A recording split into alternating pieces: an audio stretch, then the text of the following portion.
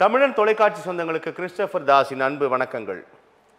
இன்றைய அரசியல் அரங்கம் நிகழ்ச்சிக்காக நம்முடன் இணைந்திருப்பவர் அரசியல் விமர்சகர் தாம்பரம் நாராயணன் நம்முடன் இணைந்திருக்கிறார். அவரோடு நிறைய விஷயங்கள் நம்ம பேசலாம். குறிப்பாக கடந்த 27 கரூரில் நடைபெற்ற பெரும் துயரம், அதனை தொடர்ந்து உச்சநீதிமன்றமும் சிபிஐ விசாரணைக்கு உத்தரவிட்டிருக்கின்ற நிலையில் அது தொடர்பாக எழுந்திருக்கக்கூடிய பல கருத்து விமர்சனங்கள், அந்த சம்பவம் தந்திருக்கக்கூடிய பாடம் என்ன, அதிலிருந்து கற்றுக்கொண்டவை என்ன என்பது ஒரு புறத்தில், மறுபுறம் அந்த சம்பவத்திற்கு பிறகும் தமிழக வெற்றி கழகம் எந்த கட்சியோடு அணி சேருமா, அந்த கட்சியோடு அணி சேருமா என்ற அரசியல் விவாதங்களும் தற்போது தொடர்ந்து கொண்டிருக்கின்றன. அந்த சம்பவத்திற்கு உண்மையில் யார் பொறுப்பேற்க வேண்டும்? தமிழக அரசு பொறுப்பேற்க வேண்டும், காவல்துறை பொறுப்பேற்க வேண்டும், இல்லை தாவேகா பொறுப்பேற்க வேண்டும், எதிர்க்கட்சி பொறுப்பேற்க வேண்டும், ஒட்டுமொத்த தமிழக மக்களும் தான் பொறுப்பேற்க வேண்டும் என்பன போன்ற பல்வேறு கருத்து குற்றச்சாட்டுகளும் இந்த நிகழ்வு மீது தொடர்ந்து வருவதை நம்ம பார்க்கிறோம். இவ்வாறான நிலையில் இது குறித்து பேசுவதற்காக அரசியல் விமர்சகர் திரு தாம்பரம் நாராயணன் இணைந்திருக்கிறார். அவரை வரவேற்று நாம் நிகழ்ச்சிக்குள்ளாக சென்று நிறைய விஷயங்கள் நம்ம பேசலாம். சார் வணக்கம். வணக்கம் சார். நலமா இருக்கீங்களா? நல்லா இருக்கிறேன் சார். இப்போது நான் தலைப்பில் குறிப்பிட்டது போல் அந்த சம்பவம் நடைபெற்ற பெருந்துயரம், அதிலிருந்து நாம் என்ன கற்றுக்கொண்டோம், அது தந்த பாடம் என்ன, அது எப்படி பார்க்கப்படுகிறது, எப்படி பார்க்கப்பட வேண்டும், அந்த சம்பவமே மறக்கக்கூடிய அளவிற்கு தற்போது இந்த கட்சியோடு அணி சேருமா, அந்த கட்சியோடு அணி சேருமா போன்ற அரசியல் விமர்சனங்களும் போய்கொண்டிருப்பதை நம்ம பார்க்குறோம். சிபிஐ உத்தரவிட்டிருக்கு உச்சநீதிமன்றம். எப்படி சார் பார்க்கலாம் இந்த விஷயத்தை? சென்ற முறை நான் இந்த அரங்கத்தில் உட்காந்து பேசும்போதே டிவிகே பற்றி, தலைவரை பற்றி நான் பேசியிருந்தேன். விஜய் இன்னும் அரசியல் நிறைய பழகணும், அவருடைய தொண்டர்களுக்கு அரசியல் கற்றுக் கொடுக்கணும், நிறைய அவர் பாடம் எடுக்க வேண்டிய வேலை நிறையா இருக்குது. அரசியலுங்கிறது சும்மா சாதாரண சினிமா கிடையாது. அங்கேருந்து ஹீரோயினாக அப்படியே குதித்து உடனே முதலமைச்சர் ஆகிறதுக்கு அதுக்கு நிறைய பாடங்கள் படிக்க வேண்டியிருக்குது. ஏற்கனவே இங்கே பல ஜாம்புவான்கள் இருக்காங்க, அவங்களையும் மீறி நீங்கள் அரசியல் பண்ணணும்னா முதல்ல அரசியல் கற்றுக்கிட்டு வாங்க அப்படின்னு போன அரசியல் அரங்கத்தில் சொல்லியிருந்தேன். நான் என்ன சொன்னனோ அதுபோல் தான் இப்போ நடந்திருக்கு. அவங்களுடைய கூட்டம் வெறி பிடிச்சி போயிருக்கிறாங்க கூட்டம்.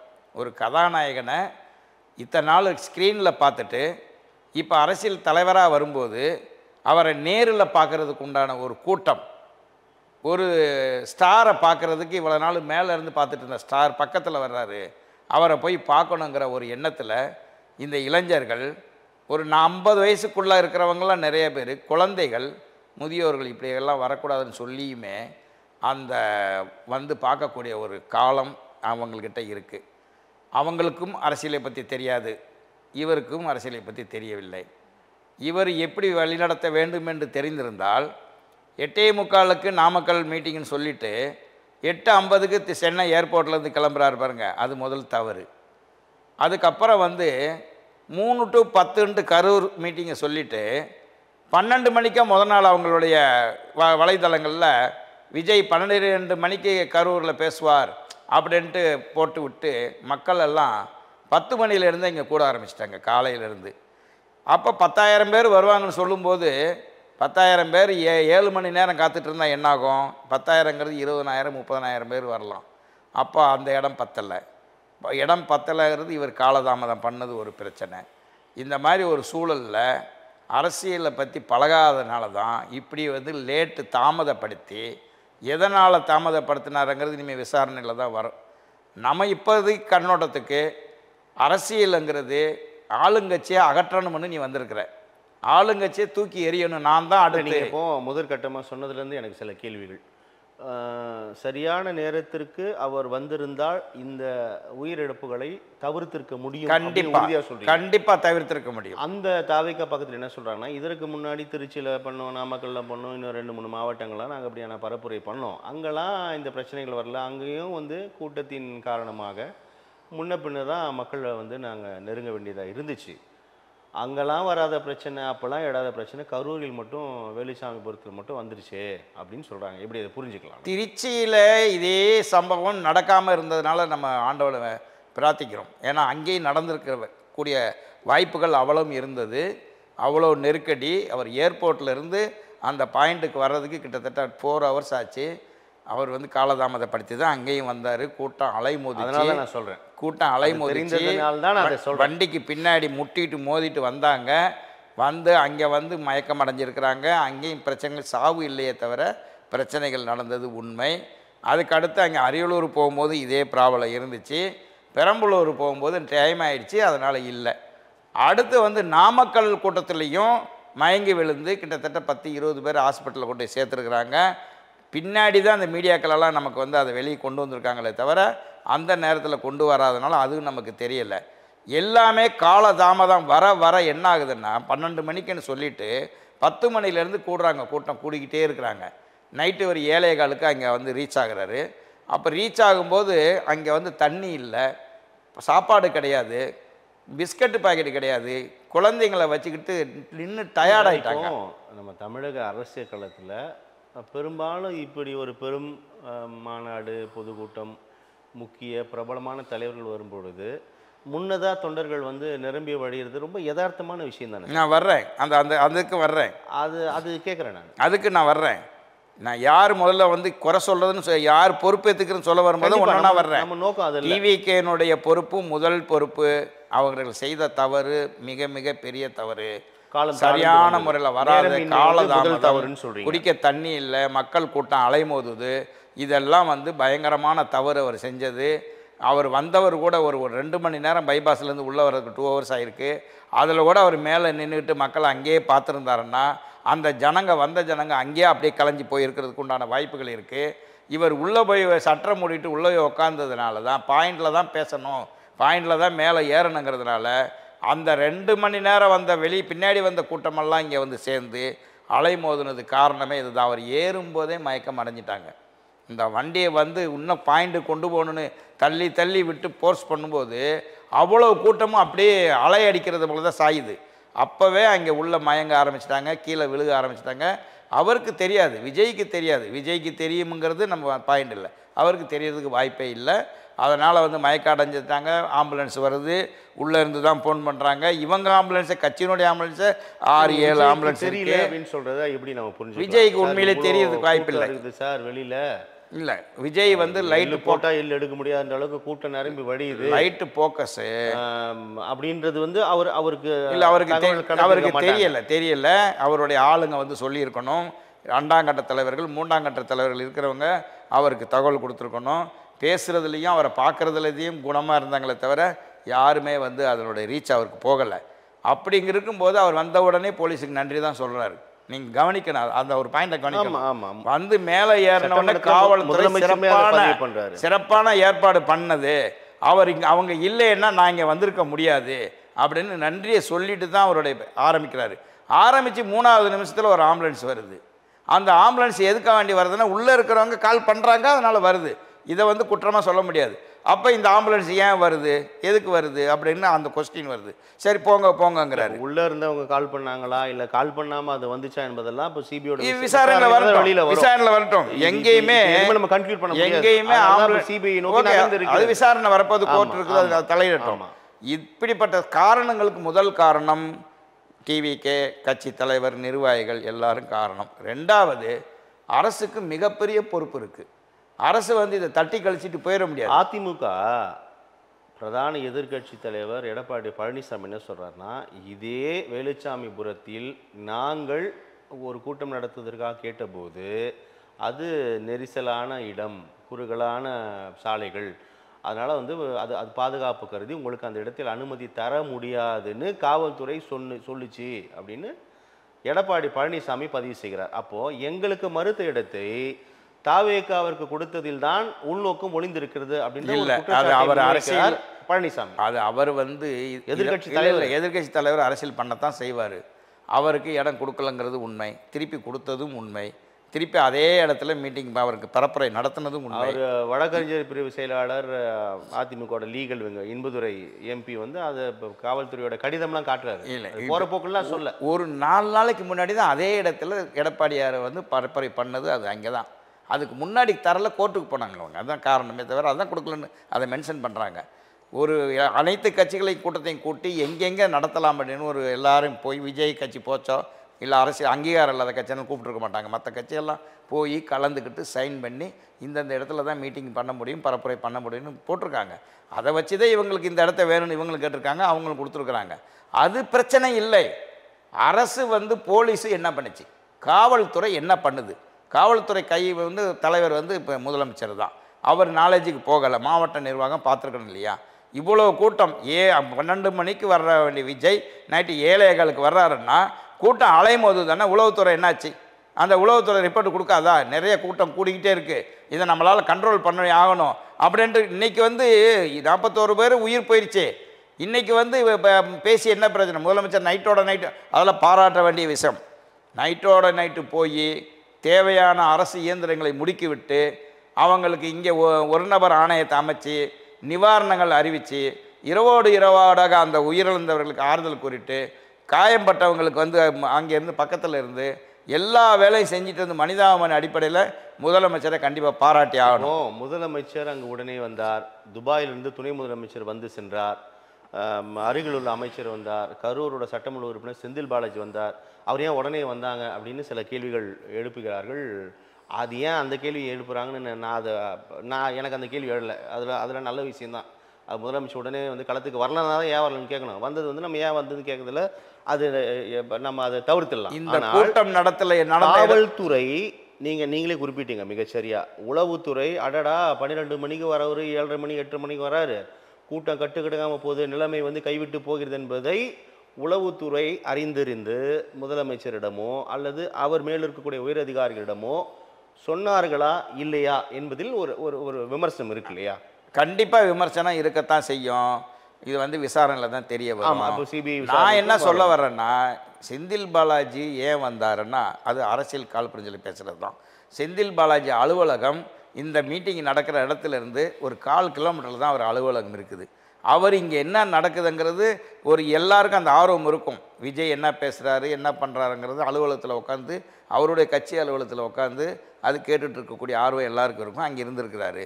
அதே போல் வாட்டர் பாட்டிலு அவங்க கட்சிக்காக பயன்படுத்தக்கூடிய வாட்டர் பாட்டிலுக்கு ஸ்டிக்கர் ஒட்டி அந்த வாட்டர் பாட்டிலெல்லாம் அவர் அலுவலகத்தில் இருக்குது.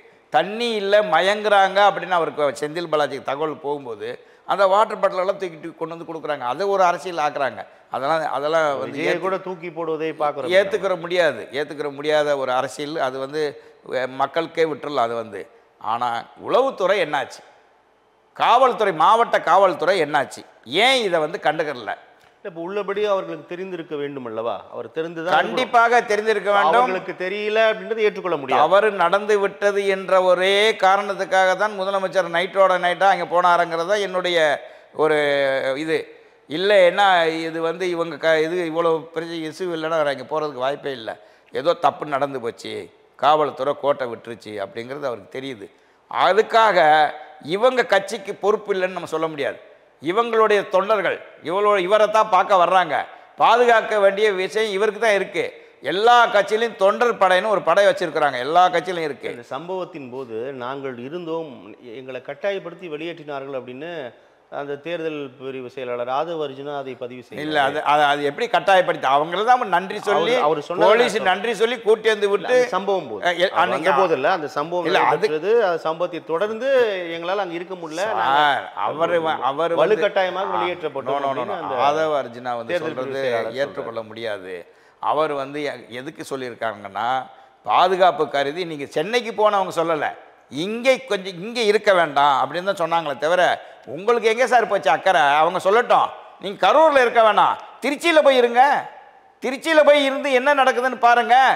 முதலமைச்சர் வந்த பிறகு பாதுகாப்பு ஓகே பண்ணிட்டு ஹாஸ்பிட்டலுக்கு அதுக்கப்புறம் வாங்க, வந்து பாருங்கள் யார் வேணாங்கிறா. இல்லை நீங்கள் விஜய் வர வேணாம், மற்ற 2ஆம் கட்ட தலைவர்கள் வர வேண்டியது என்ன? கூண்டோடு ஓடி போயிட்டீங்களா சார்? கூண்டோட கம்ப்ளீட்டாக ஓடியாச்சு. யாராவது ஒருத்தர் இருக்கிறாங்களா இருந்தாங்களா? ஏன் உங்கள் வாதத்தின் அடிப்படையில் ஏன் ஓடினார்கள்? பயம். என்ன நடக்குமோ ஏது நடக்குமோ, 41 உயிர்கள் போயிருச்சே, தப்பித்தோம் ஏதோ. அதுதான் அரசியல் அனுபவம் இல்லை. இது ஒரு பெரிய விஷயம். எப்படி கையாளுவது என்பது தெரியவில்லை, எப்படி கையாளுன்னு தெரியல. அரசியல் அனுபவம் கிடையாது தான் நான் ஏற்கனவே சொல்லியிருக்கிறேன். அதில் வந்து அனுபவம் இருந்து பெரிய கட்சிகள் அது வேற மாதிரி அணுகி இருக்கும். கண்டிப்பாக அணுகுவாங்க. ஒரு 2 hours 3 hours எங்கேயாவது இருப்பாங்க. ஒரு 3 மணி நேரம் அந்த இடத்துல கொஞ்சம் அடங்கணும். போலீஸ் பாதுகாப்பு அதிகம் ஆன உடனே தகவல் கொடுத்துட்டு எஸ்பி ஒருவேளை அந்த களத்துல ஒரு கடுமையான எதிர்ப்புகள் உருவானா கூட அது எதிர்கொண்டு தான் இருப்பாங்க. போலீஸ் அதுக்கப்புறம் பாத்துக்கிறேன் சார், எதிர்கொண்டு இருப்பாங்க. ஒரு அசம்பாவிதங்க 2 பேர் செருப்பு தூக்கி அடிக்கிறனா கூட அது எதிர்கொண்டு விழுகட்டுமே. என்ன தப்பு இருக்குங்கிற? இப்ப நீ பேசிட்டு இருக்கும்போது ஒரு செருப்பு வந்துச்சு இல்லையா, விழுகட்டுமே. அரசியலுக்கு வந்த பிறகு, பொது வாழ்க்கை வந்த பிறகு எல்லாம் தான் விழுகும். ஏன் இப்போ பன்னீர்செல்வத்தில் அவங்க கட்சிக்காரங்க மண்டபத்துக்குள்ளேயே வந்து பாட்டில் விட்டு அடிக்கலையா? ஏன் இன்னைக்கு ஒரு நீதிபதி, தலைமை நீதிபதி, உச்ச நீதிமன்ற நீதிபதிக்கே ஒரு வக்கீல் எடுத்து செருப்பு எடுத்து விடலையா? சார், பொது வாழ்க்கை வந்தாச்சுன்னா இதெல்லாம் வரும். இனி இதுக்கெல்லாம் பயந்துட்டு ஓடினேன்னா நீ எப்படி உன் தமிழ்நாடை உங்ககிட்ட எப்படி கொடுப்பாங்க மக்கள்?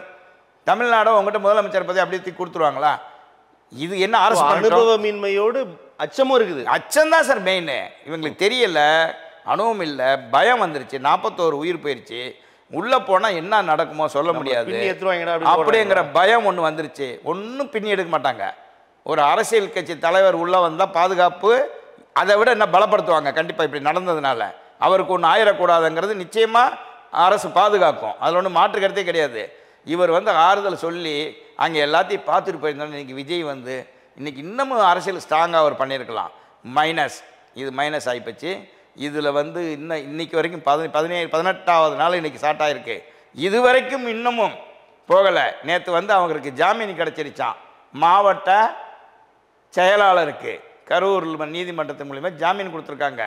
அந்த ஜாமீன் கொடுத்த உடனே ஸ்வீட்டை கொடுத்து கொண்டாடுறாங்க.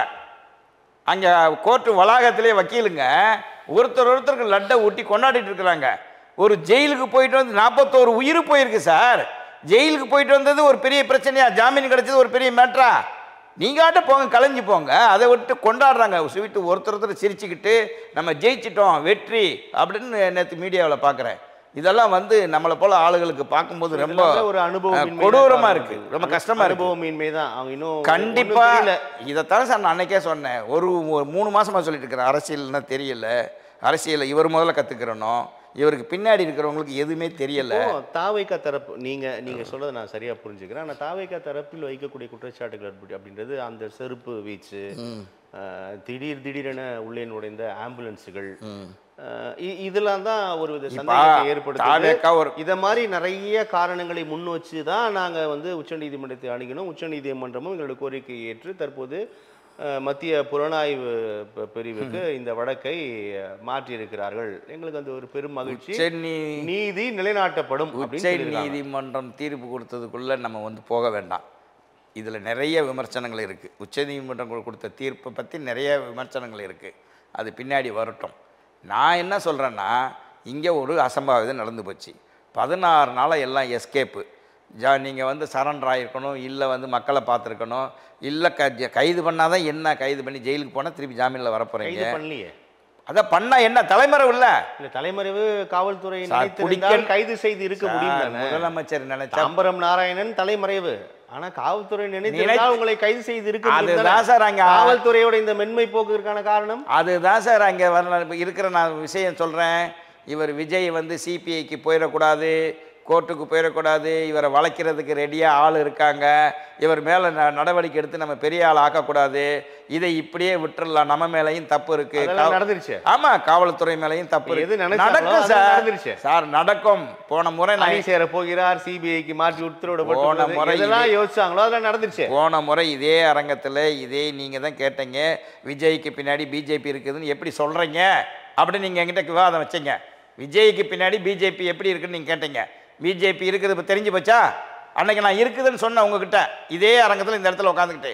நீங்க வேணா மறுவலை பாருங்க. அந்த சம்பவம் நடைபெறவில்லை. நடைபெறவில்லாம சொன்னா சொல்லியா சார்? கரூருக்கு முன் கரூருக்கு பின்னாடி இப்ப நம்ம பேச நடைபெறதுக்கு முன்னாடியே நான் சொன்னா சொல்லையா? விஜய்க்கு பின்னாடி பிஜேபி இருக்குன்னு சொன்னா சொல்லையா? இன்னைக்கு அது உறுதி ஆகுதா ஆகலைங்களா? சிபிஐக்கு அப்புறம் வரலாம். இங்கே பூர்வாங்க விசாரணை ஸ்டார்ட் ஆயிடுச்சு. ஹைகோர்ட்டு உத்தரவின் பேரில் ஒரு அதிகாரியை நியமிச்சிருக்காங்க. அவங்க விசாரணையை தொடங்கியிருக்காங்க. நீதிமன்றம் சுப்ரீம் கோர்ட்டுக்கு போன உடனே சுப்ரீம் கோர்ட்டு என்ன சொல்லணும்? இப்போ தான் விசாரணை தொடங்கியிருக்காங்க. அதில் நீங்கள் வந்து அந்த விசாரணையில் குற்றங்கள் கண்டுபிடிச்சா தவறான பாதையில் இந்த அரசு போகுது, இந்த அதிகாரிங்க போகிறாங்க அப்படின்னு தெரிஞ்சதுன்னா மீண்டும் உச்ச நீதிமன்றத்தை நாடுங்கன்னுலாம் சொல்லியிருக்கணும் நீதிமன்றம். ஏன் அவர் என்ன அந்த அதிகாரி மேலே என்ன அலிகேஷன் இருக்குது? இவர் விசாரணை பண்ண போகிற அதிகாரி சிபிஐலேருந்து வந்தவர், அவர் மேலே என்ன ஒரு குற்றச்சாட்டு இருக்குது? நீதிமன்றம் தெரியாமல் அந்த நீதிபதியை நியமிக்கிறாங்க. அந்த பிரேயர் அந்த கோரிக்கை என்பது சரியாக விசாரணை நடைபெறாது. மாநில காவல்துறை அதிகாரி அது விசாரித்தால் விசாரணை நடைபெறாது. யாரைத்தான் நம்ப போறீங்க? உச்சநீதிமன்ற நீதிபதி நான் சொல்றேன் சார், நீதிபதி தலைமையில் இதை விசாரணைக்க வேண்டும். சரி, நான் சொல்றேன். கோரிக்கை அந்த கோரிக்கையை ஏற்றுக்கொண்டார். நான் சொல்றேன் சிபிஐ விசாரணை சரியில்லை சார். இது வரைக்கும் சிபிஐ போட்டதில் எந்த விசாரணை தீர்ப்பு வந்திருக்கு சொல்லுங்க. நீதிமன்றம் போங்க, ஒரு பொதுநல வழக்கு தாக்கல் செய்யுங்க. சார் நீதிமன்றத்துக்கு போகிறது அப்புறம் இருக்கட்டும் சார். காலக்கெடு இது வரைக்கும் கண்டெய்னரில் பணம் 2016 பணம் மாட்டுச்சு. கண்டெய்னரில் கரூரில் மாட்டுச்சா மாட்டலைங்களா? அந்த பணம் என்னாச்சு? சிபிஐக்கு விசாரணை இது வரைக்கும் அது என்ன? அதனுடைய விசாரணை என்ன? ஏதாவது தெரியுதா? தூத்துக்குடி துப்பாக்கிச்சூடு ஏதாவது தெரியுதா? இது போல எத்தனை காரணங்கள் சொல்லலாம், எத்தனை காரணங்கள் சொல்லலாம். சகோதரர் ராமஜெயம் பிரச்சனை சிபிஐக்கு போச்சு, மறுபடியும் ஸ்டேட்டுக்கே வந்துருச்சு. சிபிஐ நிறைவேற்றி கொடுத்துருச்சா? பிரச்சனை தீர்த்து கொடுத்துருச்சா? எத்தனை பேர் மேலே கேஸை போட்டு சிபிஐக்கு மாற்றி கொடுத்து இது வரைக்கும் இப்போ ஆம்ஸ்டாங் கொலை வழக்கு அங்கே தான் போயிருக்கு. எல்லாமே சிபிஐ என்ன தீர்த்து கொடுத்துச்சு? ஒன்று 10 வருஷம் 12 வருஷம் இப்படி தானே போயிட்டு இருக்குது. அப்போ காலதாமதம் படுத்தக்கூடாது, சிபிஐக்கு பின்னாடி போய் ஒழியக்கூடாதுன்னு இதே விஜய் பேசினவர் தானே. இதே விஜய் பிரச்சாரத்தில் இந்த ஒருத்தர் இறந்தார்ல, அவர் பேர் என்ன, ஒரு மாணவர் இறந்தார்ல, அந்த இதுக்கு அஜய், அதில் அந்த கவின் அதுக்கு வந்து என்ன சொன்னார்? ஏன் சிபிஐக்கு பின்னாடி ஒளியறீங்க? அது ஆர்எஸ்எஸ்னுடைய பிஜேபியினுடைய அது ஒரு அமைப்பு, அதுக்கு பின்னாடி எதுக்கு ஒளியறீங்க அப்படின்னு கேட்டவர் தானே இவர். இன்னைக்கு எப்படி போனார்? ஏன் வந்து பாராளுமன்ற குழு போட்டுறாங்க, பிஜேபி குழுன்னு ஒன்று ஏன் வந்துச்சு? ஏன் மணிப்பூர் போக வேண்டியதானே? பாராளுமன்ற உறுப்பினர்களுடைய குழுவை போட்டு பிஜேபி குழுவை போட்டு இங்கே வந்து கரூருக்கு வர்றாங்களே, இவங்க மணிப்பூரில் ஒரு குழுவை போட்டு அன்னைக்கு விசாரிச்சிருக்கலாமே, ஏன் போல? முன்னே ஏற்பாடு இந்த குழு அறிக்கை கொடுத்துருக்கு. இந்த அறிக்கையின் அடிப்படையில் காங்கிரஸ் நாடாளுமன்ற குழு போடுங்க, திமுக எம்பிக்கள் அரசியல் என்ன வேணாலும் பேசலாம். நான் வந்து ஒரு அரசியல் திமுக எம்பிக்கள் குழு போடுங்க, ஐயா காங்கிரஸ் எம்பிக்கள் ஐயா, நான் வந்து எந்த கட்சிக்கும் பரிந்துரைத்து பேசல. நான் அரசியல் விமர்சகர், எங்கே தவறு நடந்தாலும் நான் சொல்லிட்டு இருக்கிறேன். அதனால் வந்து அங்கே இங்கே போகணும் நீங்கள் நெறியாளர் சொல்கிறது வந்து அது நாங்கள் எனக்கு இல்லை, அது தேவையில்லை. இருக்கலாமே. என்னையை பொறுத்தவரைக்கும் கேட்கறதுனால நான் இது சொல்கிறேன். என்னையை பொறுத்தவரைக்கும் அதுக்கான பதில் இப்படி முன்வைக்கப்படுதுன்னு சொல்கிறேன். ஓகே, என்னுடைய கருத்து இல்லை, களத்தில் என்னையை பொறுத்தவரைக்கும் சிபிஐ கொடுத்த ரெக்கார்டெல்லாம் என்னாச்சு? அப்போ இனி இது என்ன ஆகும்? இது இந்த எலெக்ஷன் வரைக்கும் இந்த தகவல் வருமா? இது தேர்தல் நடைமுறை வர்ற வரைக்கும் இது ஒன்றும் வராது. ஆமாம் வராது. இப்போ என்ன சார்ஜ் ஷீட் எடுக்கல சார். சார் நீதிபதி தீர்ப்பு சொல்லி 3 நாள் ஆகுது, இன்னும் சிபிஐ இந்த கேஸை கையில் இன்னும் எடுக்கலை சார். இப்போது நம்ம அந்த சம்பவம் தொடர்பாக நிறைய விஷயங்கள் நம்ம பகிர்ந்துருக்கிறோம். இப்போது சிபிஐ வழக்கு போயிருக்குது, அதன் மீது நிறைய கருத்து விமர்சனங்கள் தொடர்கிறது. உங்களுடைய கருத்தை கூட நீங்கள் பதிவு செஞ்சீங்க. இது ஒரு புறம். மறுபுறம் இந்த விவகாரம் தொடர்பாக நம்ம பேசும்போது ஒரு பெரும் துயரம், அது யார் காரணம் அப்படின்னு இன்னும் தெரில. சிபிஐ விசாரித்து யார் காரணம் என்பதை கூடிய சீக்கிரத்தில் வெளிவர வேண்டும் என்பது தமிழக மக்களோட பெரும் எதிர்பார்ப்பாக இருக்குது. ஆனால் அதற்குள்ளாக இந்த கட்சியோடு அவர் அணி சேருவார், அந்த கட்சியோடு அணி சேருவார், இந்த கட்சியை கூப்பிடுகிறது, அந்த கட்சியை கூப்பிட மறுக்கிறது அப்படின்னு இது அரசியலாக பார்க்கக்கூடிய ஒரு விஷயம் இருக்கு இல்லையா? இது எப்படி சார் நம்ம புரிஞ்சுக்கலாம்? இல்லை, இது அரசியலுங்கிறது கணக்கு தானே. கூட்டணிங்கிறது மெகா கூட்டணி அமைக்கணுங்கிறது பிஜேபியும் ஏடிஎம்கையும் எதிர்பார்க்குது. அதில் ஒன்றும் மாற்று கருத்து கிடையாது. அப்போ நாங்கள் கூட்டணிக்கு வாங்கன்னு கூப்பிட்டுருக்குறாங்க, யாரும் வரமாட்டேங்கிறாங்க. பாட்டாளி மக்கள் கட்சி அங்கே ஒரு பிரிவாகி அங்கே தனித்தனியாக இருக்கிறாங்க. தேமுதிக அவங்க வந்து இது வரைக்கும் பதில் சொல்லலை. இந்த மாதிரி வந்து சில கட்சிகள்லாம் வந்து ஏடிஎம்கில் இருந்த கட்சிகளில் இது வரைக்கும் போகாமல் இருக்குது. அப்போ வந்து விஜய் வந்து ஒரு பெமிலிய பிகர், ஒரு ஹீரோ வந்து அரசியல் கட்சி ஆரம்பிச்சிருக்காரு. மக்கள் வெள்ளம் கூடுது, சரியான கூட்டம் வருது. அவருக்கு என்னை பொறுத்தளவுக்கு ஏற்கனவே நான் சொன்னது போல் 15% 20% ஓட்டு வாங்குறதுக்கு உண்டான கெப்பாசிட்டி அவருக்கு இருக்குது. அப்போ 15%, 10% வைங்க, 10% ஓட்டு வாங்குறவர் எந்த கூட்டணியில் போய் இணைகிறாரோ அந்த கூட்டணி மாபெரும் வெற்றி பெறும் என்பது எல்லாருடைய கணிப்பு. இப்போ வந்து ஓட்டுங்கிறது கூட்டணியை வச்சு தான் அரசு. கூட்டணி இல்லைன்னா எந்த கட்சியுமே தனி மெஜாரிட்டியில் வர்றதுக்கு உண்டான வாய்ப்பு இல்லை.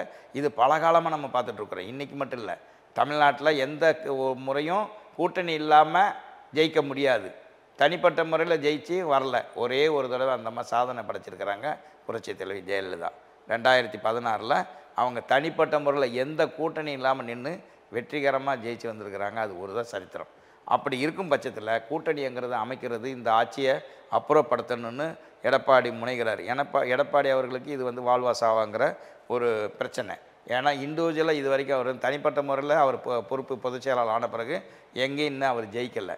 ஏற்கனவே ஜெயிச்சிருக்காரு. 75 எம்எல்ஏ இருக்கிறாங்கன்னா அப்போ ஒருங்கிணைப்பாளர் இணை ஒருங்கிணைப்பாளருங்கிற கூட்ட நிர்வாகம் இருந்தது. இன்றைக்கி வந்து அவருடைய அந்த திறமையை காட்டி ஆகணும். எல்லாம் அவர் மட்டம் தட்டி பேசுகிறாங்க.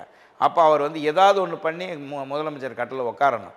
உட்கார்ந்தால் தான் அடுத்த அவர் நகர்கள் அரசியலில் கொண்டு போக முடியும், கட்சியை வழிநடத்த முடியும். இல்லைன்னா அவருக்கு பலவீனம் அடைகிறதுக்குள்ள வாய்ப்பு இருக்குது. அப்போ மெகா கூட்டணி அமைக்கணும். மெகா கூட்டணி அமைக்கணும்னா பிஜேபியும் அவங்களும் ஒரு லிங்கு போட்டாங்க, ஒரு ஒப்பந்தம், மறைமுக ஒப்பந்தம் பண்ணியிருக்கிறாங்க. எப்படியாவது விஜயை நம்ம உள்ளே கொண்டு வரணும் அப்படின்னு.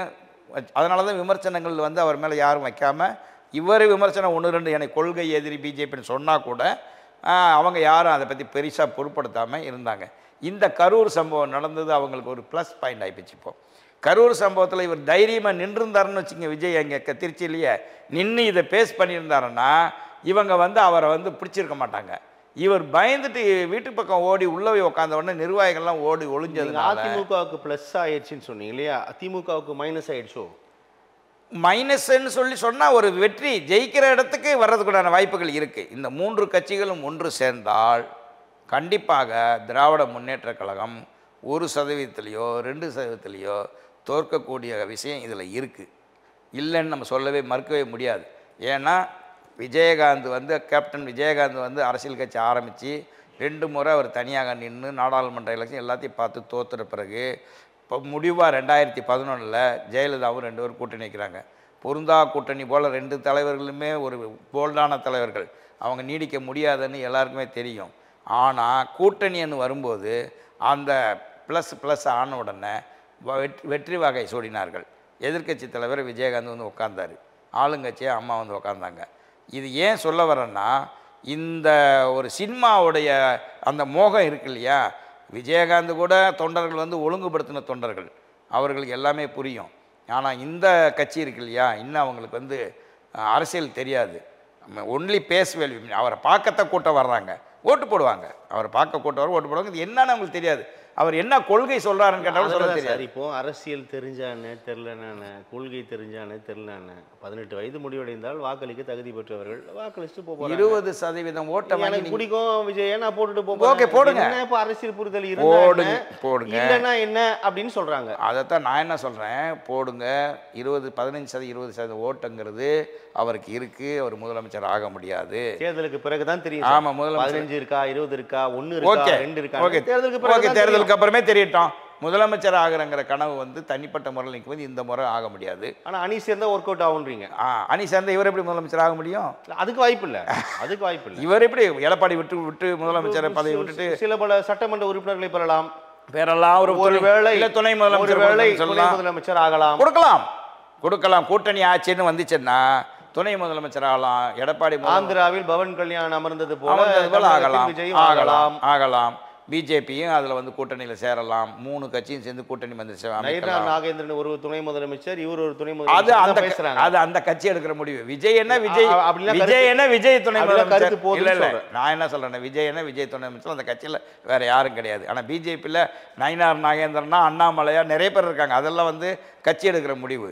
ஆனால் எடப்பாடிங்கிறவர் வந்து முதலமைச்சர் கேண்டிடேட், அதில் ஒன்றும் மாற்றுக்கிறது கிடையாது. அப்படி முதலமைச்சர் இல்லைன்னு சொன்னால் அவர் கூட்டணியில் வந்து தாக்கு பிடிக்க முடியாது.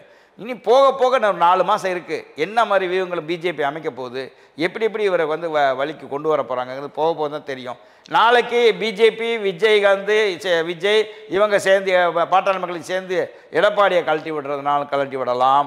இல்லை எடப்பாடியார் வந்து விஜய் 2 பேரும் ஒன்று சேர்ந்துக்கிட்டு பிஜேபியை கழட்டி விடுறதுனால கழட்டி விடலாம். அரசியலில் எது வேணாலும் நடக்கிறதுக்கு இன்னும் 4-5 மாதம் இருக்கும். அந்த சம்பவம் நடைபெற்ற அன்று அல்லது மறுதினம் அதனை ஒரு 2-3 நாட்களாக தமிழக வெற்றி கழகத்தோட கட்சியோட அஸ்தமனம் ஆகிவிட்டது, அவர்கள் காணாமல் போய்விடுவார்கள், அரசியல் களத்திலிருந்தே அப்புறப்படுத்தப்பட்டு விடுவார்கள் அப்படிலாம் நிறைய விமர்சனங்கள் ஓரிரு நாளில் முன்வைக்கப்பட்டது. அது திராவிட முன்னேற்ற கழகத்தில் ரொம்ப க்ரீன் சிக்னலாக இருக்குது. இதுக்கப்புறம் எங்கள் எதிர்கட்சிகளே இல்லை, உறுதியாக நாங்கள் தான் வெற்றி பெறுவோம் அப்படின்லாம் கூட சில கருத்துக்கள் போனது. அப்படியே சில நாட்களிலே அந்த கதையே மாறுது. இப்போது ஒரு வேளை அதிமுக அணி சேர்ந்தால் அந்த கூட்டணிக்கு பலம் சேர்க்கும், அந்த கூட்டணி வெற்றி பெறுவதற்கான வாய்ப்புகளே நிறையா இருக்குது அப்படின்னும் கணக்கு வழக்குகள் கொள்கை கோட்பாடெல்லாம் கடந்து அந்த கணக்கு வழக்குகள் உறுதிப்படுத்துது. நீங்கள் கூட அதை அட்ரஸ் பண்ணுறீங்க. இதை எப்படி திமுக பார்க்கணும் புரிஞ்சுக்கலாம்? திமுக இதுலேருந்து பாடத்தை அவங்களும் கற்றுக்கிறணும். என்ன கற்றுக்கணும்? இந்த மாதிரி ஒரு ஒரு கூட்டத்தை இப்படியெல்லாம் வருது அசால்ட்டாக. அவன் யார் நம்மளாம், அவனால் நம்மளாம் ஒரு ஆளா, நமக்கெல்லாம் அவங்க வந்து ஒரு எதிரியா, இவெல்லாம் ஒரு இவனை ஏன் நம்ம வந்து பெருசுப்படுத்திக்கிறோம்? கூட்டம் கூட்டிட்டு அவன்ட்டு ஆட்டு மந்த போல் போகட்டும் அப்படின்னு இருந்துட்டாங்க. அவருடைய பலத்தை வந்து இவங்க வந்து கணிக்க முடியாமல் விட்டுட்டாங்க. ரெண்டாவது வந்து இவங்க என்ன நினச்சிட்டாங்க, அவங்களே அடிச்சுட்டு உருண்டு என்னமோ நடக்கட்டும். நீங்கள் சொல்கிறதுக்கு உள்ள ஒரு ஒரு ஒரு சிறிய அளவிலான ஒரு திட்டமிடல் இருக்குன்னு எனக்கு நான் புரிஞ்சுக்கிறேன். திட்டம் வந்து ஒரு ஆட்சியை தூக்கணுங்கிறாரு. என்ன பண்ணுறேன்னா வெத்தலை பக்கம் வச்சு அழைச்சிட்டு வருவாங்களே விஜயை, வாப்பா நீ வந்து கூட்டத்தை நடத்திக்கோ, உனக்கு என்ன 1000 போலீஸ் போடுறேன், நான் 1000 போலீஸ் போட்டு பாதுகாப்பு உங்கள் மக்களுக்கு கொடுக்குறேன், தண்ணி நானே கொடுத்துட்றேன், அரசே கொடுத்துட்றோம், சாப்பாடு நாங்களே கொடுத்துட்றோம், எல்லாம் நாங்களே செஞ்சிடறப்பா, நீ நேராவா டிஎம்கே திட்டு, முதலமைச்சரை திட்டு, எனக்கும் உனக்கு தான் போட்டி, நீ சொல்லு அப்படின்னு வெத்தலை பக்கம் வச்சு அழைப்பாங்களே ஆட்சியை அகற்றணும்னு சொல்கிறது நீங்கள் தானே. உங்களை எப்படி உங்களை அழிக்கத்தானே பார்ப்பாங்க. நான் இப்போ கூட ஒன்று சொல்கிறேன் சார், ஜெயலலிதா மட்டும் இன்றைக்கி ஆட்சியில் இருந்திருந்தேன்னா விஜய் நேரம் ஜெயிலில் இருந்திருப்பார். சிபிஐ விசாரணை, பிஜேபி அப்புறம் கதை, தற்காலிக அம்மாக ஒரு 10 நாளாவது இந்த அம்மா தூக்கி உள்ள போட்டு என்ன விளைவை ஏற்படுத்தியிருக்கோம்? விளைவு ஏற்படுத்துறது அப்புறம் சார், சட்டம் தன் கடமை செய்ய படுவார்னே அவர் இவ்வளவு பெரிய கைது செய்ய, இவ்வளவு பெரிய பலம் செய்ய மாட்டார் பாக்குற காலத்துல இவர் செய்ய மாட்டார். ஒருவேளை அம்மையா ஜெயலலிதா கைது செய்து இருந்தால் இன்னும் அவருக்கு பலம் அதிகமா இருக்கும். ஜெயலலிதா போல ஜெயலலிதா அப்படித்தானே பாக்குறோம். அந்த அம்மா எப்படினாலும் இவங்க அமைப்பாங்க சார். ஒரு தவறு 41 உயிர்கள் போயிருச்சு, கரூரத்திலிருந்து திருச்சி வர்றதுக்குள்ளேயே அப்படியே அட்டாக் பண்ணி அப்படியே கொண்டு போயிருப்பாங்க. அந்த அம்மா மட்டும் இருந்திருந்தா. ஆனால் இந்த முதலமைச்சர் அப்படி செய்யலை. இந்த முதலமைச்சரும் ஏதோ தவறு நடந்துருச்சு, நம்ம அசால்ட்டாக விட்டுட்டோம், இப்போ அதுக்கு பொறுப்பு நம்ம தான் முக்கியம் அப்படிங்கிறது தான் அவர் இறங்கி எல்லாம் தமிழ்நாட்டு மக்கள், என் மக்கள் யார் செத்துருந்தாலும் என்னுடைய உறவுகள் தான் அப்படின்னு அவர் பேட்டி கொடுத்துருக்கு. அவருடைய உண்மையில் அதை பாராட்டணும், அதில் நம்ம மறுக்கவே முடியாது. ஏன்னா இவங்கெல்லாம் ஓடி போயிட்டாங்க, கூட்டத்தை நடத்தின துண்டை காணாம் துணியை காணான்னு ஓடி போயிட்டாங்க. ஆனால் அவர் வந்து அதெல்லாம் இருந்து அதெல்லாம் செஞ்சார் இல்லைங்களா, அது பாராட்ட வேண்டும். தவறுகள் வந்து உளவுத்துறை தவறு பண்ணிருச்சு, காவல்துறை தவறு பண்ணிருச்சு, அதெல்லாம் உண்மை. ஆனால் மனிதாபிநேயத்தோடு அடுத்த முதலமைச்சர் செஞ்ச காரியங்கள் பாராட்டக்கூடிய விஷயங்கள், அதில் எந்த மாற்று கருத்தும் கிடையாது. பிஜேபி பின்னாடி இருந்து இயங்குதுன்னு அன்றும் சொல்கிறேன், இன்றைக்கும் சொல்கிறேன், நாளைக்கும் நடக்கும், இதுதான் நடக்கும். இந்த விசாரணை எலெக்ஷனுக்குள்ளே முடியாது. ஒரு கொக்கி போட்டு வச்சிருவாங்க பிஜேபி, விஜயை மிரட்டுவாங்க. என்ன தூசி தட்டி எடுக்கவா? சசிகலா முதலமைச்சர் ஆகிறது எப்படி தடுத்தாங்க உங்களுக்கு தெரியும், ஊருக்கு தெரியும், நாட்டு மக்களுக்கு தெரியும். சார் இப்போது சர்க்காஸ்டிக்காக ஒரு கேள்வி சார், அதாவது ஒருவேளை இதெல்லாமே வந்து அதிமுக கூட்டத்தில் கூட பாருங்கள் கொடி பறக்குது, பிள்ளையார் சுடி போட்டாச்சு அப்படின்னா எடப்பாடி பழனிசாமி பெரும் நம்பிக்கை சொன்னதை நம்ம பார்த்தோம். ஆனால் தாவேகா தரப்புல இந்த நொடி வரை மௌனம் தான் நீடிக்குது, அவங்க யாருமே அதை அட்ரஸ் பண்ணவே இல்லை. அப்போ அந்த அடிப்படையில் அதிமுக கூட்டணி உருவாயிடுச்சு, உறுதியாயிடுச்சு, பாஜக இதை பேசுகிறாங்க அப்படின்னு நிறையா புடகமாக அந்த கருத்துக்கள் வரதை நம்ம பார்க்குறோம். ஒருவேளை விஜய் மீண்டும் இல்லை நான்லாம் சொல்ல வாய்ப்பு இல்லை அப்படின்னு சொன்னால் என்ன சார் ஆகும்? சொல்கிறதுக்கு 95% வாய்ப்பு இல்லைன்னு தான் என்னுடைய கருத்து. இனிமேல் பட்டு அவருடைய முதலமைச்சர் கனவுங்கிறது தவிடிபடி ஆயிடுச்சு. அவர் ஸ்டெடியாக நிற்கலை, ஸ்டெடியாக இருந்து பண்ணலை. 95% தவிடிபடி ஆயிடுச்சு. இல்லை ஒரு 5% யாரோட நான் கூட்டணி கிடையாது, அன்னைக்கு சொன்னதான் இன்றைக்கும் அப்படின்னு சொன்னால் ஒரு தைரியமாக இறங்குறாருன்னு அர்த்தம். அதுக்கு பிஜேபி கூட சப்போர்ட் பண்ணலாம். சரியா? நீ தெரியல, நான் கேட்கும் கோணமே அதுதான். பிரச்சனை கொள்கை எதிரி பாஜக. அதிமுக ஒரு 40லேருந்தே பெருசாக விமர்சனம் பண்ணல, இயல்பா பாஜக தான் கொள்கை எதிரி, அரசியல் எதிரி திமுகன்ட்டார். அதிமுக உள்ளே கொண்டு வரல. அப்போ அதிமுகவோட கூட்டணி ஒரு வேளை வைக்கலாம், ஆனால் நான் பாஜகவோட வைக்க மாட்டேன்னு ஒரு நிலைப்பாடு எடுத்தாலும் கேட்குறேன். இப்போ அந்த 3 பேர் ஒப்பந்தம் எப்படி ஆகும்னா, நான் அதிமுகவோட தான் கூட்டணி வைக்கிறேன், அவங்களோட நம்ம கூட்டணி இல்லைன்னு சொல்லிட்டு சேரலாம். தொகுதிகள் பங்கீடு இல்லை, அவங்க சரி பண்ணிக்கிறலாம். பிஜேபி நடக்கிற பிரச்சாரத்துக்கு இவர் போகாமல் கூட இருக்கலாம் விஜய். ஆனால் அது களத்தில் போகாமல் கூட இருக்கலாம். எனக்கு தான் கொள்கை எதிரியாச்சே சிக்கலை உண்டு அப்படின்னு போகாமல் இடங்கள் பார்த்தோம். எத்தனை சரியாக இருக்காது. இல்லை, எத்தனை பேர் கொள்கை எதிரி, அந்த எதிரி இதுன்னு சொல்லிட்டு எத்தனை பேர் சேர்ந்துருக்காங்க. இதே கலைஞர் சொல்லாத விஷயமா பிஜேபியோட கூட்டணியில் சேர்ந்து மந்திரி பதவி ஏற்றுக்கிட்டு அந்த ஆட்சி நடத்தலையா? காங்கிரஸை சொல்லாத விமர்சனங்கள் டிஎம்கே மறுபடியும் போய் சேரலையா? ஏன் புரட்சி தலைவி அம்மா சொல்லாத விஷயமா இன்றைக்கி போய் எடப்பாடி பிஜேபியோட இல்லையா? இனிமேல் பட்டு பிஜேபியோட ஒட்டுமில்ல உறவுமில்லன்னு அம்மா சொல்லலையா? புரட்சி தலைவி சொல்லலையா? இன்றைக்கி எடப்பாடியார் போய் இணைஞ்சிக்கிறலையா? காலத்தின் சூழல், பதவி வெறி ஆட்டி படைக்கும். கண்டிப்பாக மாற்றங்கள் இருக்கும். இந்த கொள்கையெல்லாம் தூக்கி அந்த பக்கம் குப்பை தொட்டியில் போட்டுருவாங்க. அரசியல் நெருங்க என்ன ஆதாயங்கள் இருக்குதுன்னு பார்ப்பாங்க. அந்த ஆதாயத்தின் அடிப்படையில் இவருக்கு கேஸ் வந்து மாட்டி உள்ளே போகிறத விட இப்படி போகலாம் அப்படிங்கிறது ஒன்று போகலாம். விஜய் பிஜேபியோட போகலாம், இல்லை ஏடிஎம்கோட போகலாம், இல்லை பிஜேபி எனக்கு தேவையில்லை கொள்கை எதிரென்று இப்படி போகலாம். அப்போ அப்படி போகும்போது பொருந்தா கூட்டணி ஆகிடும். நீங்கள் சொல்கிறது போல் பொருந்தா கூட்டணி ஆகிடும், தோல்வியில் போய் தழுவும்.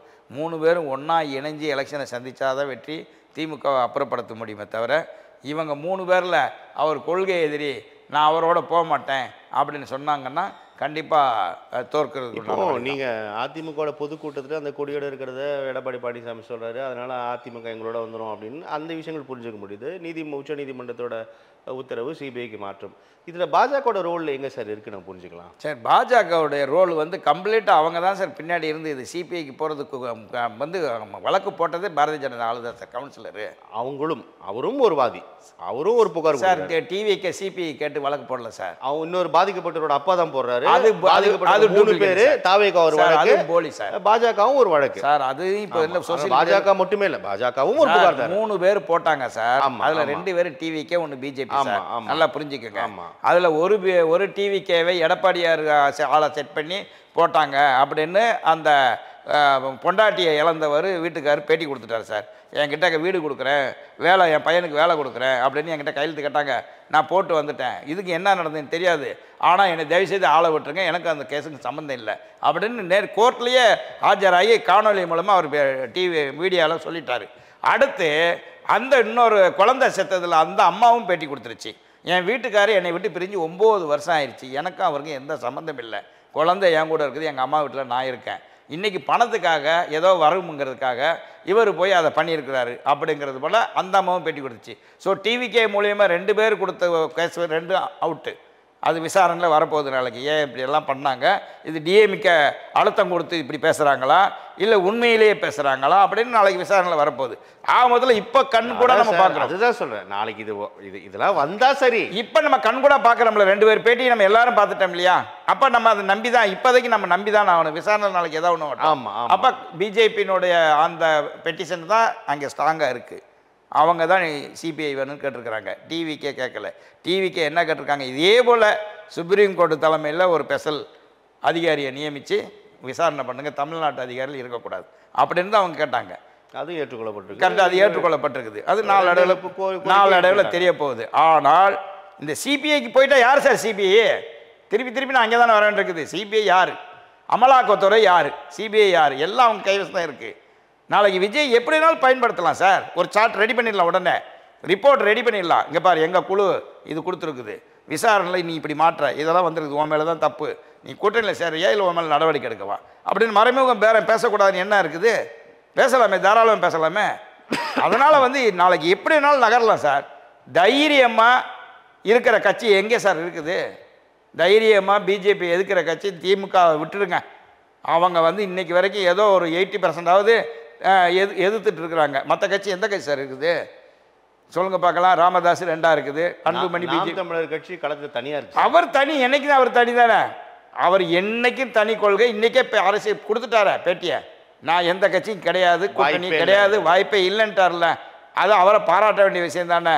அது ஜெயிக்கிறாரோ தோக்குறாரோ அவர் தைரியமாக பேச பண்ணுறாரு. இன்னைக்கு பிஜேபியை விமர்சனம் பண்ணுறாரு.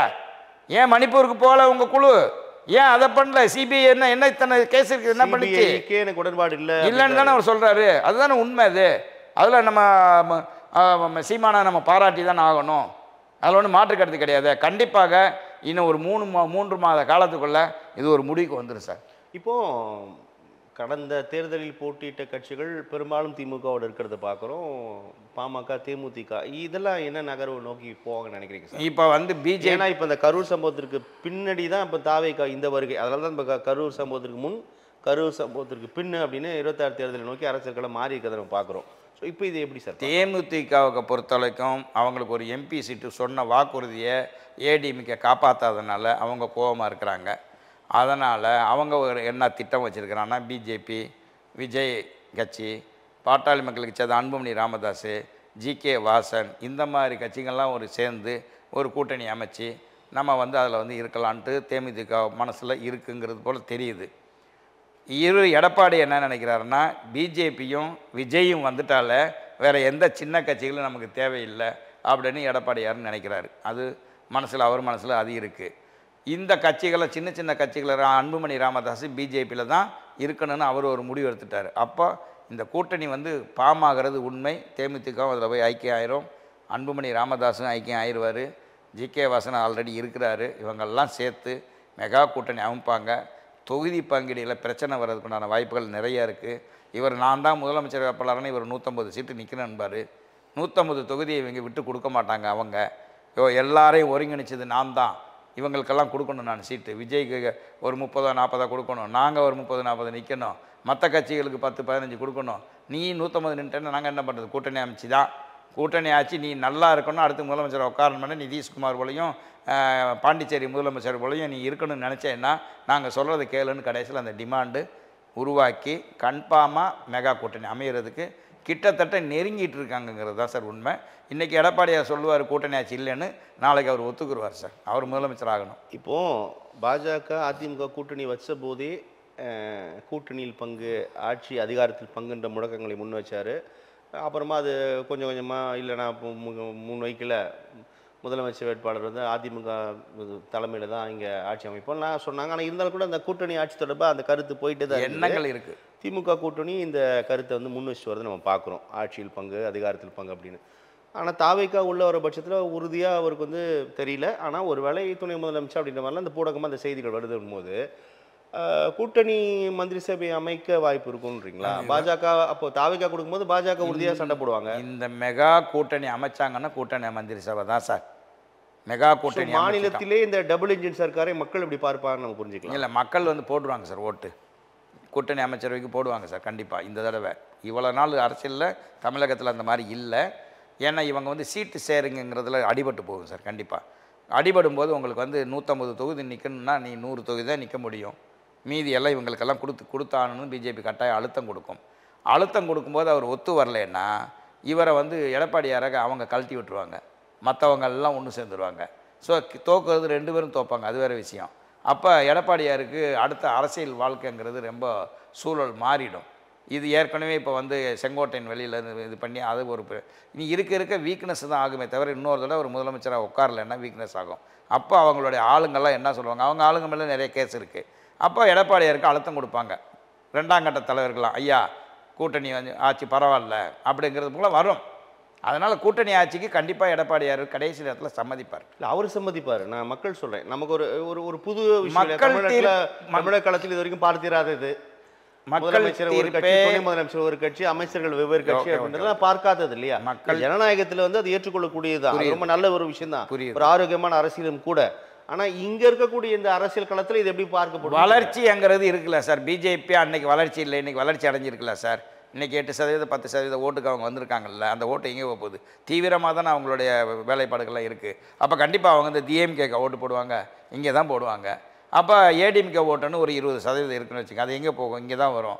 அப்போ விஜய் கட்சி ஒரு 15% எங்கே போகும்? விஜய் இன்றைக்கி திமுகவுக்கு போடுவாங்களா? இவ்வளோ தூரம் நடந்த பிறகு இனிமேல் டிஎம்கே போடுவாங்களா?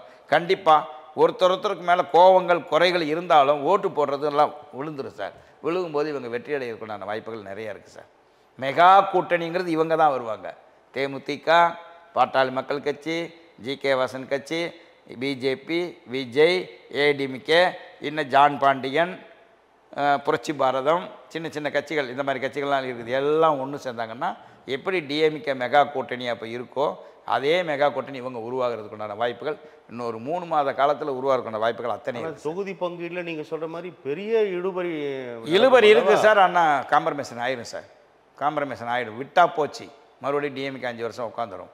அதை அப்புறப்படுத்தணும்னா கண்டிப்பாக நம்ம காம்ப்ரமைஸ் பண்ணி தான். இப்போ தேசிய ஜனநாயக கூட்டணி என்ற இடத்தில் இதெல்லாம் பாஜக சரி கட்டும்னு சொல்கிறேன். கண்டிப்பாக சரி கட்டும். எல்லாருடைய பிடியும் பிஜேபி கிட்ட இருக்குது சார். கண்டிப்பாக சரி கட்டும். அமித்ஷா பண்ணுவார். கண்டிப்பாக இந்த டிசம்பர் மாதத்துக்குள்ளே ஒரு முடிவுக்கு வரும். ஜனவரியில் பிப்ரவரியிலுக்குள்ளே ஒரு கிளியர் கிடைச்சிடும். மாற்று கருத்தே கிடையாது. நல்லது சார், நிறைய விஷயங்கள் நம்ம பேசியிருக்கோம். உங்களுடைய வருகைக்கும் கருத்து பகிர்வுக்கும் மிக்க ரொம்ப நன்றி சார். தேங்க்யூ.